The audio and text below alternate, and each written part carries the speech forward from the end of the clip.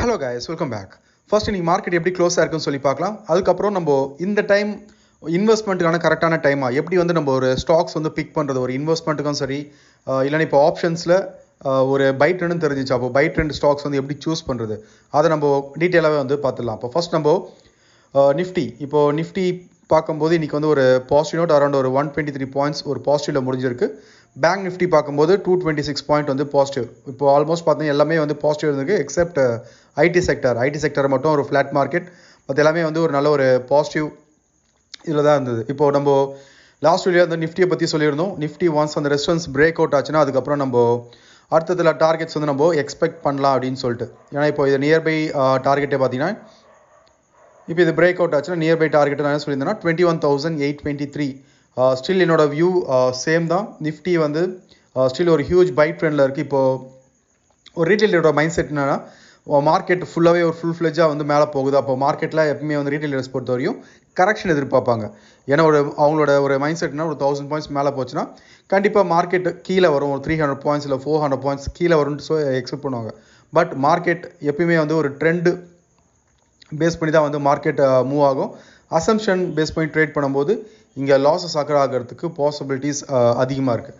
அதனால் ஜஸ்ட் முன்னாடியே நம்ம டிஸ்கஸ் பண்ண மாதிரி தான் ஸ்டில் என்னோட வியூ 21,820 இந்த ரேஞ்ச் வரையும் மேலே போகிறதுக்கு பாசிபிலிட்டிஸ் இருக்குது. ஓவரால் டார்கெட்டு நான் என்னோட ஒரு லாஸ்ட் வீடியோவில் கொடுத்துருந்தேன். அதை வந்து ஸ்டில் என்னோட வியூ சேம். இல்லை இப்போதைக்கு வந்து நம்மளுக்கு ஒரு கரெக்ஷன் வர மாதிரி எதுவுமே ஒரு இண்டிகேஷன் வந்து கொடுக்கல ஒரு டெக்னிக்கல் பாயிண்ட் ஆஃப் வியூவில். ஒன்ஸ் நம்மளுக்கு வந்து ட்ரெண்ட் ரிவர்சல் ஆச்சுன்னா அதுக்கப்புறம் வந்து நம்ம கரெக்ஷன் எக்ஸ்பெக்ட் பண்ணலாம். ஒன்ஸ் ரிவர்சல் ஆச்சுன்னா அதுக்கப்புறம் நான் உங்களுக்கு வந்து அப்டேட் பண்ணுறேன். நெக்ஸ்ட் வந்து நம்ம பேங்க் நிஃப்டி பார்க்கலாம். இப்போது பேங்க் நிஃப்டி பார்த்தீங்கன்னா இன்றைக்கி அரௌண்ட் ஒரு 300 பாயிண்ட்ஸ் ஒரு ப்ளஸ். இப்போ நீங்கள் பார்த்துருக்கலாம் மார்னிங் என்னோட வியூ நான் என்னோட ஸ்டூடெண்ட்ஸ் குரூப்பில் யூஸ்வலாக நான் டிஸ்கஸ் பண்ணுவோம். இன்றைக்கி வந்து நிஃப்டி அண்ட் பேங்க் நிஃப்டியோட எக்ஸ்பைரி அதை கிளியராக வந்து கொடுத்துருந்தேன். ஒன்ஸ் இது வந்து நியர்பை டார்கெட் இதுதான் சொல்லி கொடுத்துருந்தேன். ஒன்ஸ் இது பிரேக் அவுட் ஆச்சுன்னா அதுக்கப்புறம் வந்து நம்ம ஃபர்தராக பையிங் போகலாம். அதுக்கு அடுத்த டார்கெட்ஸும் நாங்கள் டிஸ்கஸ் பண்ணியிருந்தோம். அப்போ மார்க்கெட் இன்றைக்கி எக்ஸாக்டாக எங்கே போய் ஹிட் பண்ணிவிட்டு ஃபால் ஆச்சுன்னா எக்ஸாக்டாக இந்த லெவல் பிரேக் அவுட் பண்ண முடியல. அப்போ ஒன்ஸ் இது பிரேக் அவுட் ஆச்சுன்னா அடுத்த டார்கெட்ஸ் நம்ம பேங்க் நிஃப்டியில் வந்து எக்ஸ்பெக்ட் பண்ணலாம். இப்போது வந்து கரண்ட்டாக பார்க்கும்போது ஒரு சைட்வேஸில் இருக்குது. அப்போ ஒன்ஸ் இந்த லெவல் பிரேக் அவுட் ஆகணும். பிரேக் அவுட் ஆச்சுன்னா அதுக்கப்புறம் வந்து ஃபர்தராக நம்ம ஒரு அப்வர்டு மொமெண்டம் பேங்க் நிஃப்டியில் பார்க்கலாம். ஓகே, அதனால் இப்போது நாளைக்கு பார்க்கும்போது இந்த லெவல் பிரேக் அவுட் ஆச்சுன்னா அதுக்கப்புறம் வந்து நம்ம பையிங் போகலாம். இப்போதைக்கு வந்து ஒரு இன்ட்ராடே பொறுத்த வரையும் பையிங் போகிறது சேஃப் கிடையாது. ஓகே, ஏன்னா இப்போது இன்ட்ராடேயில் மார்க்கெட்டை எப்படி ரியாக்ட் ஆகுதோ அதை பேஸ் பண்ணி தான் வந்து நம்ம டிசிஷன் எடுக்க முடியும். இப்போ நான் சொன்னதில் வந்து ஒரு ஸ்விங் ட்ரேட். அப்போது ஏற்கனவே நீங்கள் பையிங் எடுத்துருந்தீங்கன்னா தாராளமாக வந்து ஹோல்ட் பண்ணலாம். நான் ஓவரால் என்னோட வியூவும் சொல்லியாச்சு 50,043. ஸ்டில் என்னோட வியூ 50,043 வரையும் போகிறதுக்கு பாசிபிலிட்டிஸ் அதிகமாக இருக்குது. அப்போ அதுக்காக ஏன் அந்த ரீசன் பெஸ்ட் ஆஃப் டெக்னிக்கல்ஸ் தான் வந்து என்னோட இது ஒரு ட்ரை பேட்டர்ன் ஃபார்ம் ஆகுது. அந்த ட்ரை பேட்டர்ன் டார்கெட் தான் 50,043. நீங்களும் ஜஸ்ட் சார்ட் அனலைஸ் பண்ணுங்கள். கண்டிப்பாக உங்களுக்கும் ஒரு டெக்னிக்கல் பாயிண்ட் ஆஃப் வியூவில் பார்க்கும்போது உங்களுக்கு அந்த டார்கெட் தான் காட்டணும். எப்போ நீங்கள் கரெக்டாக ஒரு டெக்னிக்கல் டூல்ஸை பேஸ் பண்ணிவிட்டு நீங்கள் அனலைஸ் பண்ணிங்கன்னா உங்களுக்கு அதோட ஆன்சர் தெரியும். ஏன் வந்து நான் 50,043 சொல்கிறேன் அப்படின்னு சொல்லிட்டு. அப்போது நிஃப்டி அண்ட் பேங்க் நிஃப்டி ரெண்டுமே பை ட்ரெண்டில் தான் இருக்குது. இங்கே செல்லுக்கான ஒரு இண்டிகேஷன் எதுவுமே இல்லை. ஸோ ஓகே, இப்போ நாளைக்கு சென்சஸோட எக்ஸ்பைரி அது எப்படி இருக்குன்னு சொல்லி நம்ம பார்த்தலாம். இப்போது சென்சஸ் பார்த்தீங்கன்னா இன்றைக்கி ஒரு பெருசாக ஒரு மொமெண்டம் கொடுக்கல. ஏன்னா இப்போ இதுவும் பார்த்தீங்கன்னா ஒரு சைட்வேஸ் மார்க்கெட்டில் தான் வந்து இருக்குது. உன சென்சஸ் என்னோடய ஓவரால் வியூ 73,000 வரையும் போகணும். 73,240 இந்த ரேஞ்ச் வரையும் மேலே போகிறதுக்கு பாசிபிலிட்டிஸ் இருக்குது. இப்போது மார்க்கெட் ஜஸ்ட் ஒரு சைட்வேஸ் மார்க்கெட். அப்போ நாளைக்கு வந்து பை பண்ணலாமா இல்லை செல் பண்ணலாமா அப்படின்னா என்னோடய வியூ மார்க்கெட் தான் கீழே வந்தாலும் அது ஒரு பையிங் ஆப்பர்ச்சுனிட்டியாக பார்த்துட்டு அந்த பையிங்கில் இருக்கிறதா வந்து சேஃப். அப்போது சென்சஸ் பொறுத்தவரையும் இதுவும் கரண்ட்டாக பார்க்கும்போது ஒரு ரெசிஸ்டன்ஸ் லெவலில் தான் வந்து ட்ரேட் ஆகுது. ஒன்ஸ் இந்த ரெசிஸ்டன்ஸ் வந்து பிரேக் அவுட் ஆச்சுன்னா அதுக்கப்புறம் வந்து நம்ம ஃபர்தராக ஒரு அப்வர்ட் மொமெண்டம் சென்சஸில் வந்து எக்ஸ்பெக்ட் பண்ணலாம். அதனால் இன்னையோட ஹை பிரேக் அவுட் ஆகிற வரையும் வெயிட் பண்ணுங்கள். வெயிட் பண்ணிவிட்டு அதுக்கப்புறம் வந்து பையிங் போகிறது சேஃப். இப்போது இந்த பாயிண்டில் வந்து பையிங் போகிறது சேஃப் கிடையாது. ஏன்னா இப்போது கேண்டில்ஸ் உங்களுக்கு என்ன பிரிண்ட் பண்ணியிருக்குன்னு சொல்லிட்டு நீங்கள் பார்க்கலாம். ஒரு ஷூட்டிங் ஸ்டார் வந்து பிரிண்ட் பண்ணியிருக்கு. அப்போது வெயிட் பண்ணணும். வெயிட் பண்ணிவிட்டு ஒரு கன்ஃபர்மேஷன் கிடச்சிட்டுக்கப்புறம் பையிங் போனீங்கன்னா கண்டிப்பாக இதுலேயும் வந்து ஒரு எக்ஸ்பைரியில் ஒரு நல்ல ஒரு ஆப்பர்ச்சுனிட்டி வந்து நம்மளுக்கு கிடச்சிது அப்படின்னா அப்போ அதை பேஸ் பண்ணி நம்ம ட்ரேட்ஸ் வந்து எடுத்துக்கலாம். ஓகே, இப்போ லாஸ்ட்டாக வந்து நம்ம க்ரூட் ஆயில் பார்த்துக்கலாம். ஓகே, இப்போ க்ரூட் ஆயில் வந்து நம்ம நேற்று டிஸ்கஸ் பண்ணியிருந்தோம். லாஸ்ட் வீடியோவில் வந்து க்ரூட் ஆயில் பற்றியும் டிஸ்கஸ் பண்ணியிருந்தேன். இது பை ட்ரெண்ட் கிடையாதுன்னு சொல்லியிருந்தேன். ஸ்டில் இது வந்து செல் ட்ரெண்டில் தான் இருக்குது, பை ட்ரெண்ட் இல்லைன்னு சொல்லியிருந்தேன். இப்போ இந்த டாப்ல இருந்து பார்த்தீங்கன்னா மார்க்கெட் அரௌண்ட் ஒரு 4% கிட்ட ஃபால் ஆயிருக்கு. அப்போது என்னோட வியூ ஸ்டில் இது வந்து செல் ட்ரெண்டில் தான் இருக்குது, இது பை ட்ரெண்டில் கிடையாது. இப்போ கரண்ட்டாக பார்க்கும்போது ஒரு ட்ரெண்ட் லைனில் ட்ரேட் ஆகுது. அப்போது இங்கே ட்ரெண்ட் ரிவர்சல் கொடுத்துட்டுக்கப்புறம் பையிங் போகிறது சேஃப். ஏன்னா இப்போ கரண்ட்டாக பார்க்கும்போது ஒரு ட்ரெண்ட் லைனில் தான் வந்து ட்ரேட் ஆகுது. அப்போது இது இவ்வளோ தூரம் மேலே போனதுக்கு ஒரு கரெக்ஷன் கொடுத்துட்டு அதுக்கப்புறம் இந்த ட்ரெண்ட் லைன் பிரேக் அவுட் ஆச்சுன்னா அப்போ வந்து நம்ம ஒரு பையிங் ஆப்பர்ச்சுனிட்டி பார்க்கலாம். இப்போ வந்து பையிங் ஆப்பர்ச்சுனிட்டி பார்க்குறது சேஃப் கிடையாது. அப்போது நிஃப்டி, பேங்க் நிஃப்டி, சென்சஸ் மூணுமே பை ட்ரெண்டில் இருக்குது. க்ரூட் ஆயில் பொறுத்த வரையும் செல் ட்ரெண்டில் இருக்குது.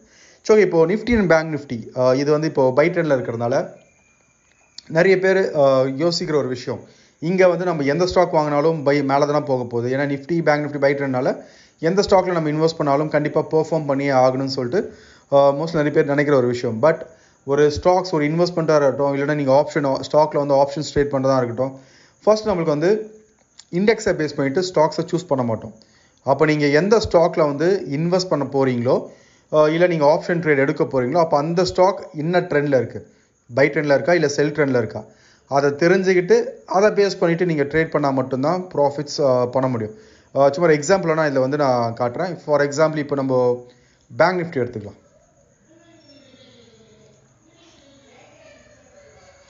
இப்போது பேங்க் நிஃப்டியை பொறுத்த வரையும் பார்த்தீங்கன்னா இப்போது பேங்க் நிஃப்டி வந்து ஒரு ஓகே, இப்போ என்எஸ்சியில் வந்து நம்ம இண்டெக்ஸோட காம்பினேஷன், இப்போது இண்டெக்ஸோட காம்பினேஷன்னா இப்போ bank, for example bank Nifty எடுத்திங்கன்னா அப்போ டாப் ஒரு 12 கம்பெனிஸ் இதோட காம்பினேஷன் தான் வந்து நம்ம பேங்க் நிஃப்டின்னு சொல்லுவோம். ஓகே, இப்போ டாப் 12 கம்பெனிஸ் தான் வந்து பேங்க் நிஃப்டின்னு சொல்லுவோம். அப்போது பேங்க் நிஃப்டி வந்து இப்போது பையிங் பெர்ஃபார்ம் ஆச்சுன்னா கண்டிப்பாக அதில் இருக்கிற 12 ஸ்டாக்ஸுமே வந்து பை ட்ரெண்டில் இருக்காது, அதுக்கு பாசிபிலிட்டிஸ் கிடையாது. அப்போது சில ஸ்டாக்ஸ் வந்து நம்மளுக்கு செல் ட்ரெண்டில் தான் இருக்கும். அப்போ நம்ம தான் மேனுவலாக ஃபைண்ட் பண்ணணும் எந்த ஸ்டாக் வந்து பை ட்ரெண்டில் இருக்குது, எந்த ஸ்டாக் வந்து செல் ட்ரெண்டில் இருக்குதுன்னு சொல்லிட்டு. ஏன்னா இன்றைக்கி பேங்க் நிஃப்டி பார்க்கும்போது ஒரு நல்ல ஒரு புல்லிஷ் மொமெண்டம் வந்து கொடுத்துருக்கு. பட் ஸ்டில் நம்மளுக்கு வந்து 2 ஸ்டாக் வந்து டிக்ளைன் ஆயிருக்கு. இப்போ ஆக்சிஸ் பேங்க்கும் சரி, அப்போ ஐடிஎஃப்சி, இந்த 2 பேங்க்குமே வந்து நம்மளுக்கு வந்து டிக்ளைன் ஆயிருக்கு. அப்போது எல்லா ஸ்டாக்குமே இப்போ இது க்ரீனில் இருக்கிறதுனால எல்லா ஸ்டாக்குமே பை ட்ரெண்ட்லாம் கிடையாது. அதனால் இப்போ ரெட்டில் இருக்கிறதுனால இது வந்து செல் ட்ரெண்ட் கிடையாது. அப்போ நம்ம இதை எப்படி ஃபைன் பண்ணுறது, இப்போ இந்த ஸ்டாக் வந்து பை ட்ரெண்டில் இருக்கா இல்லை செல் ட்ரெண்டில் இருக்கான்னு சொல்லிட்டு எப்படி ஃபைன் பண்ணுறதுன்னு சொல்லி பார்த்தீங்கன்னா ஜஸ்ட் நம்ம ப்ரைஸ் ஆக்ஷன் பேஸ் பண்ணி மட்டும்தான் வந்து நம்மளால் ஃபைன் பண்ண முடியும். அதுக்கப்புறம் சில ஃபண்டமெண்டல்ஸ் வந்து நம்ம ஒரு கிராஸ் செக் பண்ணுறதுக்கு நம்ம ஃபண்டமெண்டல்ஸ் வந்து யூஸ் பண்ண முடியும். ஏன்னா இப்போது நிஃப்டி பேங்க்குன்னு சொன்னாலே கண்டிப்பாக ஒரு ஸ்டாண்டர்டான ஒரு கம்பெனியாக தான் இருக்கும். இப்போ ப்ளூ சிக், இது வந்து நம்ம ப்ளூ சிக் கம்பெனிஸ்னு சொல்லுவோம் இப்போ இண்டெக்ஸில் இருக்கிறது. அப்போது இதில் வந்து நம்ம எப்படி வந்து ஸ்டாக்ஸை வந்து சூஸ் பண்ணுறது அப்படின்னு சொல்லி நம்ம பார்க்கலாம். இப்போ சும்மா நான் ரேண்டமாக சில ஸ்டாக்ஸை நம்ம அனலைஸ் பண்ணலாம் டெக்னிக்கல் பாயிண்ட் ஆஃப் வியூவில். அதுலேயே உங்களுக்கு வந்து ஒரு கிளியரான ஐடியா கிடைக்கும்னு நினைக்கிறேன். இப்போது ஃபர்ஸ்ட் இது வந்து இப்போ நிறைய பேர் சொல்கிற ஒரு விஷயம், பேங்க் நிஃப்டி எதை பேஸ் பண்ணி மூவ் ஆகுதுன்னா HDFC பேங்கை பேஸ் பண்ணி தான் வந்து பேங்க் நிஃப்டி மூவ் ஆகுது. இப்போது பேங்க் நிஃப்டி பார்க்கும்போது ஒரு ஆல் டைம் ஹைல ட்ரேட் ஆகுது. பட் நம்மளுக்கு HDFC பேங்க் பார்க்கும்போது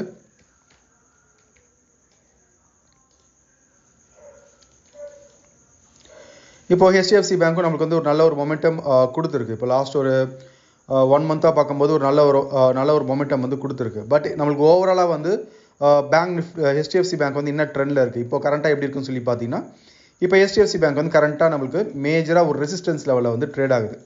அப்போ இது ரெசிஸ்டன்ஸ் லெவலில் ட்ரேட் ஆகும்போது இப்போது பேங்க் நிஃப்டி பை ட்ரேடில் இருக்கிறனால இதில் போய்ட்டு நம்ம இன்வெஸ்ட்மெண்ட் பண்ணுவோம்னா இதில் போய்ட்டு நம்ம இன்வெஸ்ட்மெண்ட் பண்ண மாட்டோம். ஏன்னா இது ரொம்ப நாளாக வந்து பேங்க் இப்போ HDFC பேங்க் பார்த்தீங்கன்னா ரொம்ப நாளாக வந்து மார்க்கெட் ஒரு சைட்வேஸில் இருக்குது. அப்போ இதோட ஸ்ட்ரக்சர் எப்படி இருக்குன்னு சொல்லி பார்த்தீங்க அப்படின்னா பாட்டம் டு டாப், திரும்பியும் பாட்டம், திரும்பியும் டாப், திரும்பியும் பாட்டம் அடிச்சுட்டு டாப் லாஸ்ட்டு இப்போ மார்க்கெட் வந்து ரீட்ரேஸ்மெண்ட் கொடுத்துட்டு அந்த டாப்பில் வந்து இருக்குது. அப்போது எப்போ வந்து நம்ம இங்கே பை போகலாம் அப்படின்னா மேஜராக நம்மளுக்கு இந்த ரெசிஸ்டன்ஸ் வந்து பிரேக் அவுட் ஆகணும். இதை தெரியாமல் இப்போ நான் HDFC பேங்க்கில் இப்போ நான் வந்து 50,000 வரையும் போகுன்னு சொன்னதால இப்போ HDFC பேங்க்கில் அப்போ இன்வெஸ்ட் பண்ணால் ப்ராஃபிட் வந்துருமானா HDFC பேங்க்கில் இன்வெஸ்ட் பண்ணால் ப்ராஃபிட்லாம் வராது. அப்போது HDFC பேங்க் பார்க்கும்போது ஒரு ரெசிஸ்டன்ஸ் லெவலில் ட்ரேட் ஆகுது. அப்போ இது நம்ம ஒரு பையிங் ஆப்பர்ச்சுனிட்டியாக கன்சிடர் பண்ணுவோம் அப்படின்னு சொல்லிட்டு ஜஸ்ட் நீங்களே வந்து ஒரு டிசிஷன் எடுத்துக்கோங்க. அப்போது HDFC பேங்க் என்னோட பாயிண்ட் ஆஃப் வியூ இது பை ட்ரெண்டில் கிடையாது. இப்போ கரண்ட்டாக பார்க்கும்போது ஒரு சைட்வேஸ் மார்க்கெட்டில் இருக்குது. அப்போ இது நான் ஒரு ஆப்ஷன் ட்ரேட் எடுக்கிறதுக்கும் இங்கே போய்ட்டு நான் கால் ஆப்ஷன் பை பண்ணணும் அப்படின்னா இங்கே வந்து நான் கால் ஆப்ஷன் பை பண்ண மாட்டேன். அப்போ ஒன்ஸ் எனக்கு பையிங் கன்டினியூ ஆக போகுது, ஒன்ஸ் எனக்கு அந்த சைட்வேஸ் வந்து பிரேக் அவுட் ஆச்சுன்னா அப்போ தான் வந்து நான் இங்கே வந்து பையிங் ஆப்பர்ச்சுனிட்டி பார்ப்பேன். இப்போதைக்கு வந்து நான் இங்கே வந்து HDFC பேங்க் பொறுத்த வரையும் பையிங் ஆப்பர்ச்சுனிட்டி பார்க்க மாட்டேன். நெக்ஸ்ட் வந்து நம்ம ஒரு வெயிட்டேஜ் பார்க்கும்போது ICICI பேங்க் வந்து பார்க்கலாம். இப்போ ICICI பேங்க் பார்க்கும்போது ஓகே, இது நம்ம முன்னாடியே வந்து நான் அனலைஸ் பண்ணியிருந்தேன். ICICI பேங்க் வந்து ஒரு வெஜ் பேட்டர்ன் மாதிரி ஃபார்ம் ஆகுது. அப்போ இப்போ பேங்க் எல்லாமே வந்து பேங்காக இருக்கட்டும், இப்போ ஃபினான்ஸாக இருக்கட்டும், எல்லாமே வந்து மேலே போகுது. பட் நம்மளுக்கு ICICI பேங்க் பார்க்கும்போது லாஸ்ட் ஒரு 2 வீக்ஸாக மார்க்கெட் வந்து அரௌண்ட் ஒரு 5.5% ஃபாலோ இருக்குது. இல்லை இது எப்படி கன்சிடர் பண்ணுவாங்க அப்படின்னா, மார்க்கெட் வந்து இப்போ 5% கிட்ட வந்து ஃபாலோ இருக்குது. அப்போது இது வந்து இப்போ பேங்க் நிஃப்டி பெர்ஃபார்ம் ஆகுறதுனால இப்போ ICICI பேங்க் நம்மளுக்கு பெர்ஃபார்ம் ஆகுன்னு சொல்லிட்டு இதில் போய்ட்டு லோ ப்ரைஸ்ன்னு சொல்லிட்டு இன்வெஸ்ட்மெண்ட் பண்ணுவாங்க. பட் ஆக்சுவலாக ICICI பேங்க் பார்க்கும்போது ஒரு வெஜ் பேட்டர்னில் ட்ரேட் ஆகுது. அப்போ எப்போ வந்து நம்ம இங்கே பை போவோம் அப்படின்னா, ஒன்ஸ் நம்மளுக்கு வந்து இந்த அப்பர் ட்ரெண்ட் லைன் வந்து பிரேக் அவுட் ஆகணும். இந்த இடத்துல வந்து பிரேக் அவுட் ஆச்சுன்னா அதுக்கப்புறம் தான் வந்து பை. இப்போதைக்கு கரண்ட்டாக பார்க்கும்போது ICICI பேங்க் இது வந்து பை ட்ரெண்டில் கிடையாது. இப்போ ஒரு வெஜ் பேட்டர்னில் ஒரு சைட்வேஸ் கன்சாலிடேஷனில் இருக்குது. அப்போ ஒன்ஸ் நம்மளுக்கு மேஜராக பிரேக் அவுட் ஆனால் மட்டும்தான் ICICI பேங்க்கே ஃபஸ்ட்டு பெர்ஃபார்ம் ஆகும். அது வரையும் ICICI பேங்க் சைட்வேஸில் இருக்கிறதுக்கு தான் பாசிபிலிட்டிஸ் இருக்குது. அப்போது இதுலேயும் வந்து நம்ம இன்வெஸ்ட்மெண்ட் பண்ணுவோம்னா என்னோட பாயிண்ட் ஆஃப் வியூ நான் பண்ண மாட்டேன். ஜஸ்ட் நீங்களும் வந்து உங்களோட அனலைஸ் பண்ணிக்கிட்டு அதை பேஸ் பண்ணிட்டு உங்களோட டிசிஷன்ஸ் வந்து எடுத்துக்கோங்க. ஓகே, வேறு ஸ்டாக் ஓகே, கோட்டாக் பேங்க் பார்க்கலாம். இப்போ கோட்டாக் பேங்க்கும் பார்க்கும்போது அதுவும் ஒரு வெயிட்டேஜான ஸ்டாக் தான்.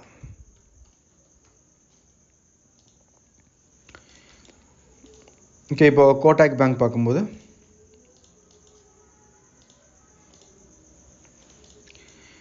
இப்போ இது எப்படி இருக்குது? இப்போ இது பார்த்தீங்கன்னா அரௌண்ட் ஒரு 2 வருஷமாக சைட்வேஸில் இருக்குது. இங்கே பார்த்தீங்கன்னா டிசம்பர் 2021 இருந்து இப்போ ஆல்மோஸ்ட் அமௌண்ட் டிசம்பரில் தான் இருக்கும். அப்போ கிட்டத்தட்ட ஒரு 2 இயர்ஸாக பார்க்கும்போது கோட்டாக் பேங்க் சைட்வேஸில் இருக்குது. அப்போ இதில் போயிட்டு நீங்கள் இன்வெஸ்ட் பண்ணியிருந்தீங்கன்னா நிஃப்டி பெர்ஃபார்ம் ஆயிருக்கு, பேங்க் நிஃப்டி பெர்ஃபார்ம் ஆயிருக்கு. பட் நம்மளுக்கு வந்து கோட்டாக் பேங்க் வந்து பெர்ஃபார்ம் ஆகலை. ஏன்னா ரொம்ப நாளாக மார்க்கெட் ஒரு கன்சாலிடேஷனில் இருக்குது. அப்போ ஒன்ஸ் நம்மளுக்கு அந்த கன்சாலிடேஷன் முடிச்சுட்டு ஒரு மேஜராக ஒரு பிரேக் அவுட் ஆச்சுன்னா அப்போ தான் வந்து நம்ம இங்கே போயிட்டு ஒரு இன்வெஸ்ட்மெண்ட் ஒரு ஆப்பர்ச்சுனிட்டியாக ஃபஸ்ட் நம்ம பார்ப்போம். அப்போ இதில் போயிட்டு இப்போ ஒரு 2 இயர்ஸ்க்கு முன்னாடியே நீங்கள் இன்வெஸ்ட்மெண்ட் பண்ணியிருந்தீங்கன்னா ஸ்டில் உங்களுக்கு வந்து அதே இடத்துல தான் இருக்கும். ஒரு பெருசாக நம்மளுக்கு வந்து ரிட்டர்ன்ஸ் கொடுத்துருக்காது. இப்போது இதுவும் பார்த்தீங்கன்னா பியூர் சைட்வேஸ் மார்க்கெட். அப்போ டாப்ல இருந்து பாட்டம், திரும்பி டாப், பாட்டம் அடிச்சிருக்கு, திரும்பி டாப் இருக்குது. மார்க்கெட் இப்போ எங்கேருந்து மேலே போகுது, திரும்பி பாட்டம் அடிச்சுட்டு திரும்பி டாப்பில் போகுது. அப்போது கோட்டாக் பேங்க்கும் கிளியராக ஒரு சைட்வேஸ் மார்க்கெட். அப்போ இதில் வந்து நம்ம ஆப்ஷன் ரைட்டிங்க்கு ஒரு ஆப்பர்ச்சுனிட்டி வந்து கன்சிடர் பண்ணலாம். அப்போ இது எனக்கு முன்னாடியே இந்த ஸ்ட்ரக்சரில் தான் ட்ரேட் ஆகுதுன்னு சொல்லிட்டு தெரிஞ்சுது அப்படின்னா என்ன பண்ணியிருப்பேன், இதுக்கு மேலே வந்து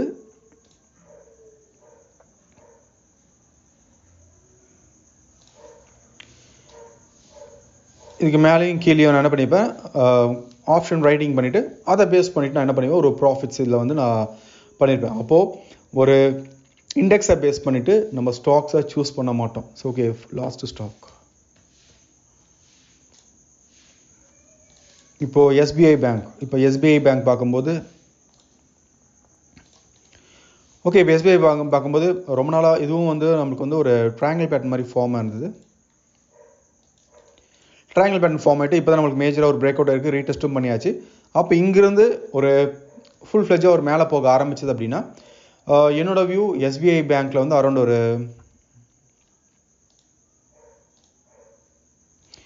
ஓகே, என்னோட வியூ இங்கேருந்து அரௌண்ட் ஒரு 6%. இப்போது இது வேணால் இப்போது நெக்ஸ்ட் மந்த்துக்கு நான் வந்து கன்சிடர் பண்ணிக்கலாம். SBI பேங்க் வந்து பெர்ஃபார்ம் பண்ண ஆரம்பிச்சதுன்னா நெக்ஸ்ட் மந்த் வந்து ஒரு பையிங் சைடில் அரௌண்ட் ஒரு 6% கிட்ட நான் எக்ஸ்பெக்ட் பண்ணுறேன் SBI பேங்க்கில். இப்போது நீங்களும் வந்து உங்களுக்கு ஜஸ்ட் உங்களோட ரிசர்ச் நீங்களும் பண்ணிவிட்டு இதில் வந்து நம்மளுக்கு வந்து ஒரு ஆப்பர்ச்சுனிட்டி இருக்குமா எனக்கு தெரியுது. ஜஸ்ட் நீங்களும் அனலைஸ் பண்ணிவிட்டு அதை பேஸ் பண்ணிட்டு உங்களோட டிசிஷன்ஸ் வந்து எடுத்துக்கோங்க. அப்போது ஒரு 4 ஸ்டாக் பார்க்கும்போது என்னோட பாயிண்ட் ஆஃப் வியூ SBI பேங்க்கில் ஒரு பையிங் ஆப்பர்ச்சுனிட்டி இருக்குது. பட் நம்மளுக்கு முன்னாடி நம்ம பார்த்த ஸ்டாக்கில் வந்து ஒரு ஓவராலாக பார்க்கும்போது ஒரு கன்சாலிடேஷன் இருக்குது. அப்போது நிஃப்டி ஒரு 50,000 ஹிட் பண்ணுறதுக்கு எந்த ஸ்டாக் வந்து பூஸ்டப் பண்ணும் அப்படின்னு பார்த்தா என்னோட வியூ SBI வந்து பூஸ்டப் பண்ணுறதுக்கு பாசிபிலிட்டிஸ் அதிகமாக இருக்குது.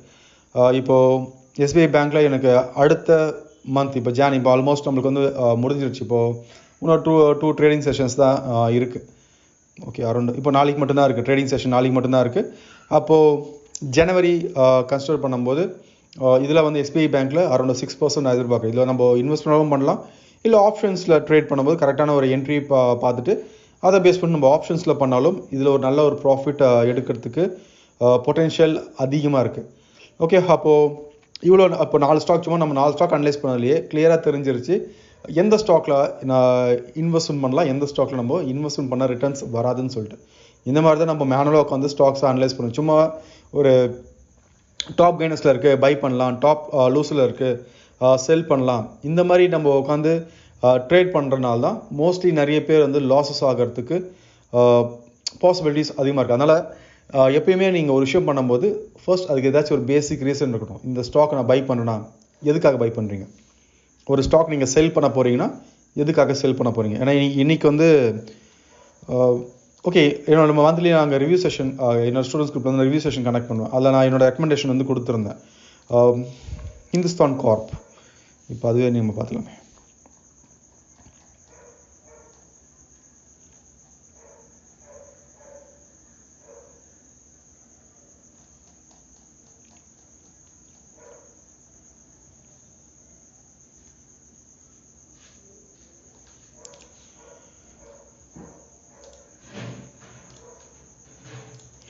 ஓகே, இப்போ இன்றைக்கி தான் ஜஸ்ட் நான் குரூப்பில் வந்து டெக்ஸ்ட் பண்ணியிருந்தேன். ஹிந்துஸ்தான் கார்ப் தான் நாங்கள் டிஸ்கஸ் பண்ணியிருந்தோம். டார்கெட் வந்து 269. ஓகே, இதில் பர்சன்டேஜ் பார்த்தீங்கன்னா அரௌண்ட் ஒரு கிட்டத்தட்ட அரௌண்ட் என்ட்ரி பார்த்தீங்கன்னா நியர்லி ஒரு 175 அந்த ரேஞ்சை வந்து என்ட்ரி. டார்கெட் வந்து 269. அப்போ இது வந்து முன்னாடியே அனலைஸ் பண்ணி வச்சாச்சு. இது வந்து ஒரு இன்வெஸ்ட்மெண்ட், ஒரு ஷார்ட் டர்ம் இன்வெஸ்ட்மெண்ட்டுக்கு ஒரு நல்ல ஸ்கிரிப்ட்னு சொல்லிட்டு இன்றைக்கி வந்து எக்ஸாக்டாக நம்மளுக்கு டார்கெட் ஹிட் ஆகிருக்கு. அப்போ இன்வெஸ்ட்மெண்ட்டுக்கும் டார்கெட் தெரிஞ்சுக்கிட்டு ட்ரேட் பண்ணும்போது பொறுமையாக வெயிட் பண்ணலாம். ஓகே, டார்கெட் ஹிட் ஆகும். அதில் வந்து இங்கே இன்வெஸ்ட்மெண்ட் பண்ணுற மோஸ்ட் ஆஃப் த ரீட்ரேடர்ஸ் பண்ணுற ஒரு விஷயம் என்னன்னா, இன்வெஸ்ட்மெண்ட்னாலே வந்து 2 வருஷம் ஹோல்ட் பண்ணலாம், எவ்வளோ கீழே வந்தாலும் நான் இன்வெஸ்ட்மெண்ட் நான் பண்ணுறேன், அடுத்து ஒரு 3 இயர்ஸ் ஹோல்ட் பண்ணலாம், 5 இயர்ஸ் ஹோல்ட் பண்ணலாம்னு சொல்லிட்டு சும்மா ஹோல்ட் பண்ணுவாங்க. ஏன் ஹோல்ட் பண்ணுறோன்னு தெரியாமல் ஹோல்ட் பண்ணுவாங்க. பட் இன்வெஸ்ட்மெண்ட்டும் ஒரு டெக்னிக்கல் பேஸ் பண்ணிட்டு அனலைஸ் பண்ணிவிட்டு டார்கெட் தெரிஞ்சுக்கிட்டே வந்து நம்ம வந்து ட்ரேட் பண்ணலாம். அப்போது எக்ஸாக்டாக அந்த 269 பஞ்ச் பண்ணிவிட்டு மார்க்கெட் வந்து அங்கேருந்து ஒரு புல் பேக் வந்து கொடுக்க ஆரம்பிச்சிது. அப்போது இன்வெஸ்ட்மெண்ட்டுக்கும் டெக்னிக்கல் பேஸ் பண்ணி பண்ணலாமா அப்படின்னா, என்னோட பாயிண்ட் ஆஃப் வியூ இன்வெஸ்ட்மெண்ட்டும் நம்ம டெக்னிக்கல் பேஸ் பண்ணி பண்ணலாம். அதுக்கு வந்து என்ன ரீசன், அதுக்கு என்ன ஃபேக்ட்ஸ் இருக்குது, அதை தெரிஞ்சுக்கிட்டு பண்ணும்போது கண்டிப்பாக அந்த ஒரு பொறுமை இருக்கும். எங்கே வந்து க்ளோஸ் பண்ணலாம்னு சொல்லிட்டு சும்மா ஒரு 500 rupees ப்ராஃபிட் காமிக்குது, 1000 rupees ப்ராஃபிட் காமிக்குதுன்னு சொல்லிட்டு க்ளோஸ் பண்ணாமல் ஒரு ரீசன் பேஸ் பண்ணிவிட்டு க்ளோஸ் பண்ணுறதுக்கு இதுதான் வந்து நம்மளுக்கு வந்து ஹெல்ப் பண்ணும். இப்போ நான் ப்ரைஸ் ஆக்ஷன் சொல்கிறது வந்து இண்டிகேட்டர்ஸ் கிடையாது, பியூர் ப்ரைஸ் ஆக்ஷன். ஒரு ட்ரெண்ட் லைனாக இருக்கட்டும், ஃபிபனாக்கி பேட்டர்ன்ஸ், இது பேஸ் பண்ணி தான் வந்து நான் அனலைஸ் பண்ணுறது. நான் இண்டிகேட்டர்ஸ் நான் யூஸ் பண்ணுறது கிடையாது. ஸோ ஓகே, இப்போ நீங்களும் வந்து ஒரு ஸ்கிரிப்ட் எப்படி அனலைஸ் பண்ணுறது, ஒரு ஸ்டாக்ஸ் வந்து எப்படி சூஸ் பண்ணுறது, இப்போ நான் உங்களுக்கு சொன்னது மேனுவலாக ஒரு மெத்தட். அப்போ இந்த மாதிரி ஒரு 3 to 4 மெத்தட்ஸ் இருக்குது. அதை எப்படி வந்து ஒரு ஸ்டாக்ஸ் வந்து சூஸ் பண்ணணும். இப்போ நான் ஹிந்துஸ்தான் கார்ப் சூஸ் பண்ணுறதுக்கு இப்போ ஸ்டாக் பார்த்தீங்கன்னா அரௌண்ட் ஒரு 4000 5000 ஸ்டாக்ஸ் கிட்ட இருக்குது. பட் நான் பர்டிகுலராக ஹிந்துஸ்தான் கார்ப் சூஸ் பண்ணுறதுக்கு இன்னும் ஃபேக்ட்ஸ் இருக்குது. இதெல்லாம் நீங்களும் தெரிஞ்சுக்கிட்டு ட்ரேட் ஒரு யாரையும் டிபெண்ட் பண்ணாமல் இண்டிபெண்டாக ட்ரேட் பண்ண நினைக்கிறவங்க டிஸ்கிரிப்ஷனில் என்னோட கான்டாக்ட் டீட்டெயில்ஸ் இருக்குது. இப்போ next week online direct class இருக்குது. இப்போது நம்ம நியூ இயர் ஆஃபர் கொடுத்துருக்கோம். அதை நீங்கள் அவைல் பண்ணிக்கணும்னு நினச்சிங்கன்னா ஜஸ்ட் என்னோட வாட்ஸ்அப் நம்பருக்கு வந்து நீங்கள் பிங் பண்ணுங்கள், நான் ட்ரைனிங் வந்து ஷேர் பண்ணுறேன். ஓகே, இந்த வீடியோ உங்களுக்கு யூஸ்ஃபுல்லாக இருந்திருக்குன்னு நினைக்கிறேன். தேங்க்யூ.